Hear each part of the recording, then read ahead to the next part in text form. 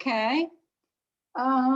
So welcome those that have joined. We'll go ahead and get started, like Anna said. So my name is Becky Dancero. I work for the State Registered Apprenticeship Program. I'm the field rep for Southern Vermont. So I'm in charge of kind of like from Middlebury kind of across down. And there's two more people that work with me for Registered Apprenticeship. Our supervisor, her name is Judy Bourbeau. She works in the Northwest area. So she's in charge of White River on up, the right-hand side of the state, the Northeast. And my other colleague is with us today. She's the field rep for Northwest in the Burlington area, and I'll let her introduce herself right now. Thank you, Becky. I'm Allison Richards, and I cover the Northwest part of Vermont for the apprenticeship program with the Department of Labor. I cover specifically Chittenden, Franklin, Lamoille, and Grand Isle counties, and we're taking on a little bit of the eastern side of the state, as well as our supervisor, Judy Bourbeau, takes on some new responsibilities. So as Becky stated, she covers the southern part of the state, and I will most likely be covering the northern part holistically going forward. Thanks for being here today. Thank you, Allison. So we're going to go ahead and get started. So I'll just let Anna allow me to share my screen, and I'm going to show a PowerPoint. Allison and I will get through that, and then if anybody has any questions at the end, feel free to ask. Okay, so here we go. So Registered Apprenticeship, we fall under the umbrella of the Department of Labor. So we work closely with other programs as well. So Allison and I, we're field reps for Registered Apprenticeship. We work closely with employers and their employees that they register for apprenticeship, that are apprentices. So what exactly is an apprenticeship? Apprenticeship is a training program that combines the related instruction with the on-the-job paid training. In Vermont, we have over 1,600 apprentices in about 30 trades currently, maybe a little more at this point in time. So we have lots of trades that are out there. We have the construction trades. Electrical is one of them, as well as plumbing. We do have, there are lots of apprenticeships that can be set up and get going, like carpentry, besides plumbing and electrical, HVAC, of course, which is heating, ventilation, and air conditioning. So here's just plumbing as well. HVAC, as I said, which is heating, ventilation, and air conditioning, which is a great apprenticeship that you get into as well. Carpentry. And this is just a brief list. There's lots out there, and you can see our whole list on the Department of Labor website, which I'll get to at the end, how to get there, how to see all of our apprenticeships listed. Line maintainers for the power company, that's a great apprenticeship to get into as well. CNC machinist, child care development specialist, state troopers, every state trooper is a registered apprentice. Tramway maintenance technicians that work at the ski areas, they operate the ski lifts. It's a great apprenticeship to get into if you like working with your hands as well, if you're not a behind the desk person. Maintenance mechanic, automotive technician, diesel mechanics. And of course, we're trying to expand, and we have expanded actually into the healthcare industry. Medical coders, medical assistants, phlebotomists, LNA, and we also have a pre-LNA apprenticeship going on. So there's lots, there's a couple different apprenticeships that CCV and VTC are actually sponsoring. A pharmacy technician is one of them, a pre-apprenticeship in LNA, as I said. And then VTC is sponsoring an LNA apprenticeship. And what am I forgetting? Oh, and then there's one that is not in health care with them, manufacturing technologist and a bookkeeper apprenticeship they're also working on. So our program, we try to expand and work with employers that are interested in having a registered apprenticeship program. And actually every apprenticeship is employee sponsored based, which means the employer actually is in charge of running the program and helping, and they actually set it up with us.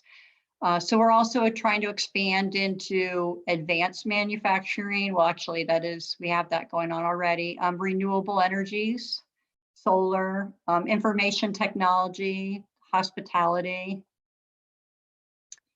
Oh, and here is the 3 apprenticeships that CCV and VTC are sponsoring right now.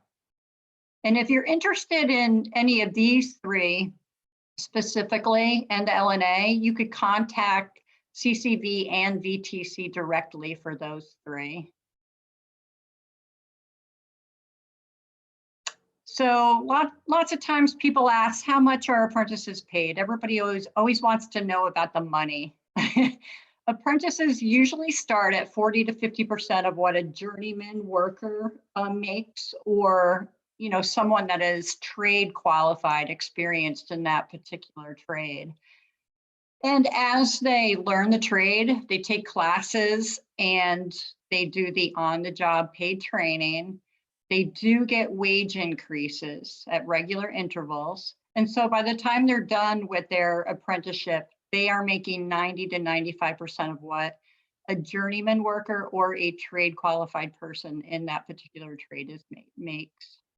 So it's great way to advance up the ladder. And, of course, they make, pretty much equivalent to what a college graduate is making most of the time. So how does a person apply? Candidates should apply directly to the employer, or in some cases to the individual program, like the ones that I mentioned, VTC and CCV. You should talk to them, and you would apply directly for pharmacy technician, pre-LNA apprenticeship, LNA apprenticeship, and the advanced manufacturing apprenticeship. You would apply directly with them. So registration of an apprenticeship program, how does that happen? That takes place when a company or an employer registers their employee for apprenticeship with us, with the Registered Apprenticeship Program through the Department of Labor. So what happens is the employer will contact us. The individual needs to become a paid employee first, and talk with the employer about apprenticeship. The employer then contacts us, and then we get that employee, that individual, registered for apprenticeship. So the benefits for the apprentice, skills are acquired, which enable, an individual to be much more marketable because they have the experience. They earn while they learn. They get a pay increase as their skills increase. They receive formalized training under an experienced supervisor that knows what they're doing, a trade qualified supervisor. And this leads to job security because, if that employer is investing in you, they don't want you to leave after you complete your apprenticeship. So that provides job security for you. And you walk away with a nationally recognized certificate, and which is transferable nationwide from state to state. So that ensures mobility. So you can go wherever you want to go, basically, if you don't want to stay in Vermont afterwards. So components of a registered apprenticeship, there needs to be employer involvement. That's how an apprenticeship happens, because it's them setting up the program and actually running the program. So it's employer driven. And they provide the structured on-the-job paid training under the experienced supervisor, like I said. And they also provide the related component, related instruction, which is the classroom part of the component that, the theoretical that goes hand in hand with the on-the-job paid training. And of course, you get a pay increase. So you're receiving, those rewards for skills gained and a nationally recognized credential, like I mentioned. So there's 3 types of registered apprenticeships out there, and this is just, it's all basically the same. It's just that, some are time-based, some are competency-based programs, and then some are hybrid, which is a little bit of both time-based and competency-based. So it's however the employer sets that particular apprenticeship program up. For students that are currently working for an employer in the trade, let's see. Oh, so, we do have students that attending CCV and VTC currently. Some that were already working for an employer, such as like a pharmacy, a local pharmacy. So, if the individual already is working for an employer, a pre-apprenticeship can be set up so that they can start exploring that career opportunity. And then a pre-apprenticeship, if they decide they want to keep going, can be rolled over into a regular apprenticeship program. And then, they would attend a regular program, getting the on-the-job paid training, just continue that from pre-apprenticeship, but then start taking the classes that go hand in hand with that. So it's a great way to kind of explore, as I mentioned, that particular career. So let's see, other VDOL responsibilities. Chat, Becky, if you've got a second. Excuse me. We sure. have a question in the chat. Someone asked, what is the motivation for the employers to offer apprenticeships? The employer, by investing in the individual, they by investing in their employee, they actually receive a return on the investment, believe it or not. So what's going to happen is there'll be less turnover in the workplace for the employer. And if apprentices, get completed, they become trade qualified supervisors. So their program can then be expanded so that they're teaching the skills to new employees so that they can expand, so they can, keep the employees, expand their whole program, their whole training program. And then they also find that productivity is better, greater, morale's better because they're investing, and employees like to be appreciated by the employer. So they stay, there's loyalty there. And also the product, whatever that in business produces, whether it's, customer service or making something like in manufacturing or healthcare, even working with patients, there's just a better quality product all around. Anything to add to that, Allison? Thank you, Becky. I was just typing back in response to that chat, but it is a great question. Apprenticeships allow employers to train their workforce to their unique requirements. And as Becky mentioned, by investing the time in training these employees, they're more likely to retain them for a longer period of time. So turnover is less frequent. Absolutely. Thank you, Allison. Of course. So some of the other responsibilities that Allison and I have, and our supervisor Judy, is, besides us just data entering, registering people for apprenticeship and, completing them, we also help to ensure that it's a safe program, training wise, and also that that the employer is providing high quality training too. So we kind of oversee, the curriculum. And of course, we track the hours and the classes for each apprentice as well.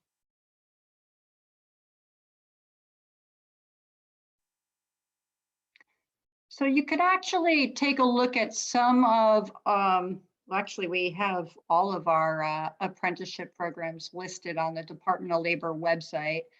So if you actually go to our website, which is, you see on the screen, labor.vermont.gov, on the left-hand side of the homepage is workforce development. If you click on that, that'll bring you to apprenticeship. So you can actually see the employer sponsors that are out there for the individual trades. And you can also,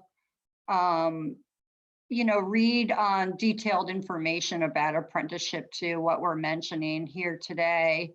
You'll get a recap, and there's lots of, information there to kind of look over it. And you can also find Allison's contact information there if you live in the Burlington area on the northwest.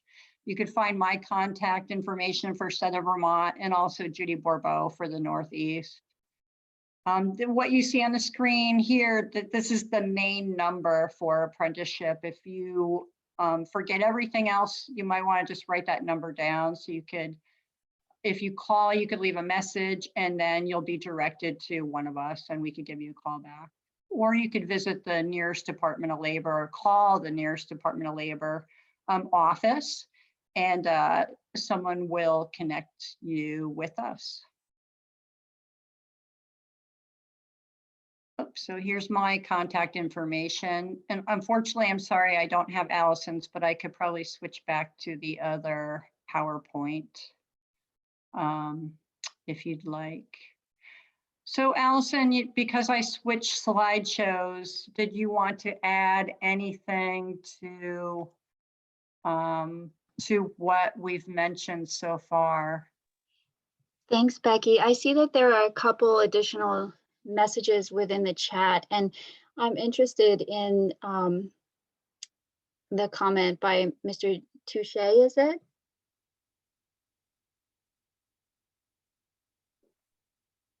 And I'll just run this while we're talking, okay? Okay, great. Thanks, Becky. I was just hoping that we could open up a dialogue here and discuss your question a bit more regarding your students. Hi. And we do, if you'd like, right now everyone is set to not be able to unmute themselves. So if you'd like to, I can change that setting if you'd like to allow people to unmute themselves. Oh, do I have to stop sharing my screen, nope, Anna? Nope, you don't. I'll just change the setting. And then for folks that are attending, you will show up on the recording if you unmute yourself in chat. So if you're not comfortable with that, just type your questions or comments in the chat, and we'll go from there. And maybe we can start answering a couple of these questions that came in through the chat. But there, I did just change that. If folks would like to unmute themselves, they're able to. All right. Hi. Thanks for joining us.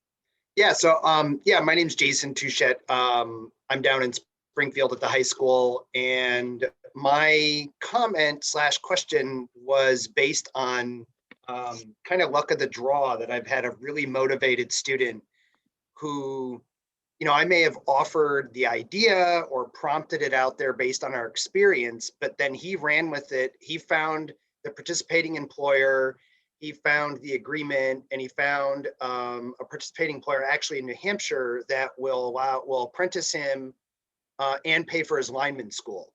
And one of the things I was talking about with our other counselors here was, when you look at the college process, it's completely ingrained in every portion of our culture. a student could literally be sitting on the couch or in bed and not move and log on and have step-by-step on how to go everywhere and apply to schools. But this is kind of a mystery. And for our students that aren't motivated to do that work, don't have the skill set to reach out or the courage to extend themselves into an adult world, I feel like there's a gap in the scaffolding that allows kids to access that or facilitate access. So that's what we're trying to create ourselves through these experiences with you folks, is can we create a flow chart, a guide, a handbook, something, because I think we're going to have a lot of kids that want to do this, but can't, it's just not developmentally in their brain scope to say, I'll call this big scary place, ask all these guys a bunch of questions, and I'll get a job there.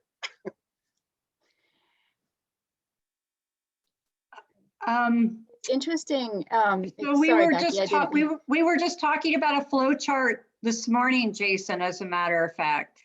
Yes, it's something in the works. It is in the works. So, right. So we're working on it.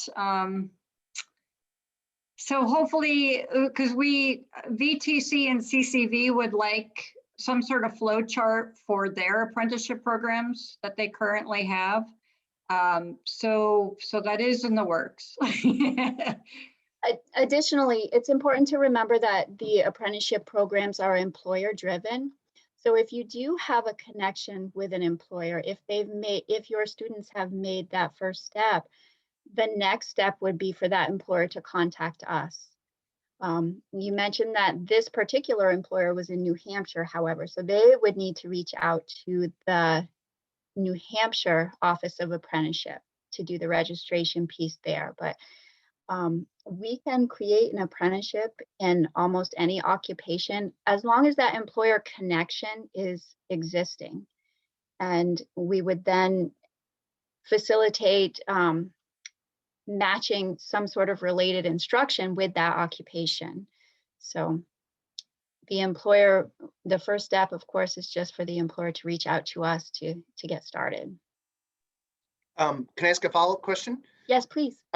So that's really cool to know. I was unaware. So if we collectively find a participating employer, whether it's a company or individual, and they're like, sure, I'm totally happy and willing to work with an apprentice, they simply contact you folks and can create with you the experience for that kid. As a for example, I've been working to connect a couple of kids locally with large sugaring operations. And, these are kids that want to spend time in the woods, work with their hands. They can run a chainsaw. They've been around a sugar house, but being a part of the business and a large scale operation year round, connecting them with that, and that place could contact the Department of Labor / Office of Apprenticeship and work together to create a legitimized experience? Yes. Right now, there is a list of apprenticeable occupations in Vermont, and that's available at the Department of Labor's website if you wanted to check it out. Maple sugaring is not on that list. Hey, there it is. Maple sugaring isn't on that list, but there are some other agricultural based occupations on the list that we might be able to tie in, or if not, we'll pitch it to the federal Department of Labor to see if it's something that we could deem apprenticeable. Excellent, Alice. Allison, I knew that you would just do great today because you got sleep last night and I didn't. Thanks, Becky. Thanks for including me. We do have a couple other questions in the chat. Would you like me to maybe pose some of them? Sure. Do you want me to stop sharing my screen, Anna? Are you? Either way is fine. Just Yeah. leave it? Yeah, Okay. you can leave it. So the next question is, does the apprentice pay for the schooling piece of the training, or does the employer?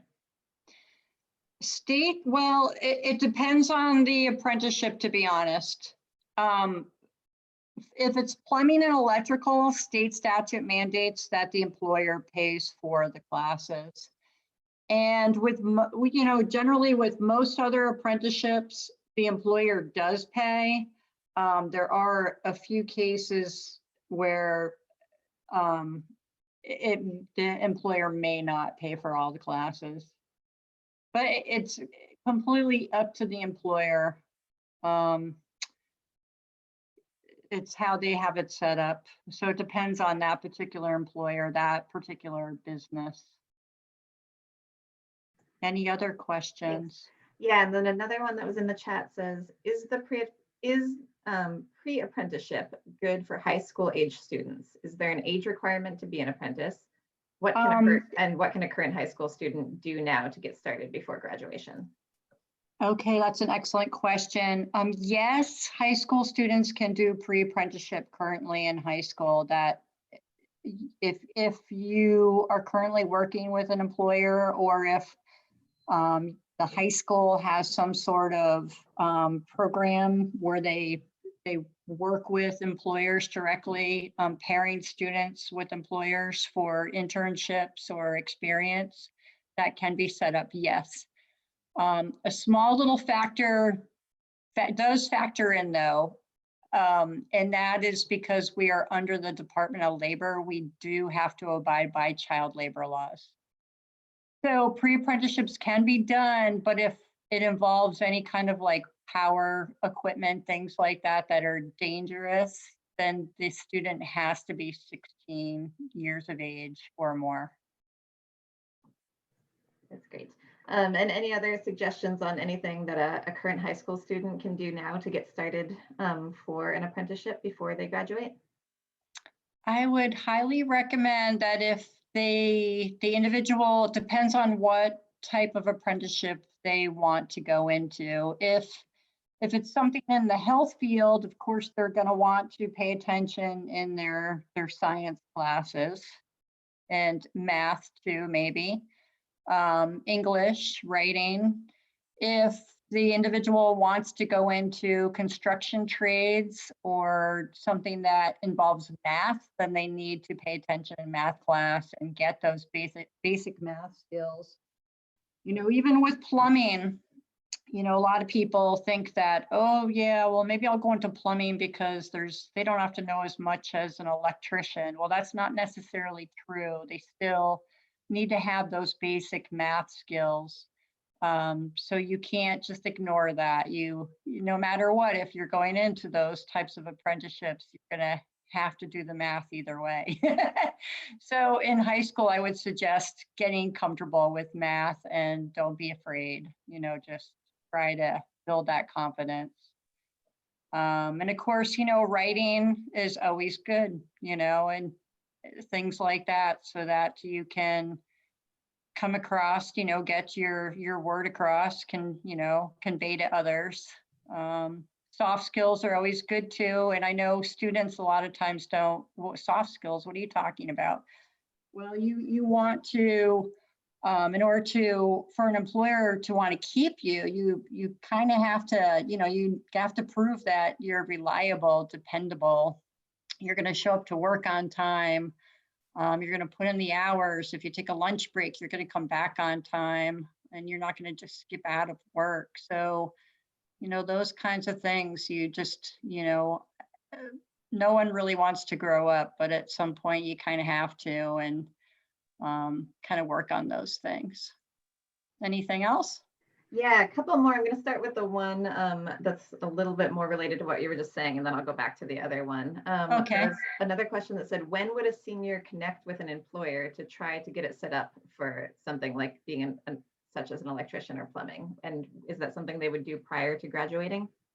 Oh, absolutely. I know here in Rutland, the Rutland area, we're fortunate enough, we have the Stafford Tech program, and the school helps to connect the students with employers. And a lot of times the students end up working during the summers for that particular employer. You know, they work during school hours and then they get hired during the summers to help out, because the summers are extremely busy for employers in the construction trades. Also, sorry, go Becky, ahead, Allison. if there's a work-based learning component available through the school, that might be a good opportunity to make that connection with the employer prior to graduation, so that when graduation occurs, they can go right into they can start as a pre-apprentice while in school. And then upon graduation, they could go on to become a registered apprentice. And any work that they perform as a pre-apprentice could be credited towards the registered apprenticeship program. Mhm. Thank you, Allison. Thank you. That's great. And then we had another question that kind of came in two parts. So the first part of it is, are there employers connected to all of the apprenticeship programs listed on the DOL website? And specifically, this person is interested in learning about the screen printer apprenticeship, but doesn't see an employer listed. If there is no employer in that specific trade that you're looking at, it doesn't mean that you can't do an apprenticeship.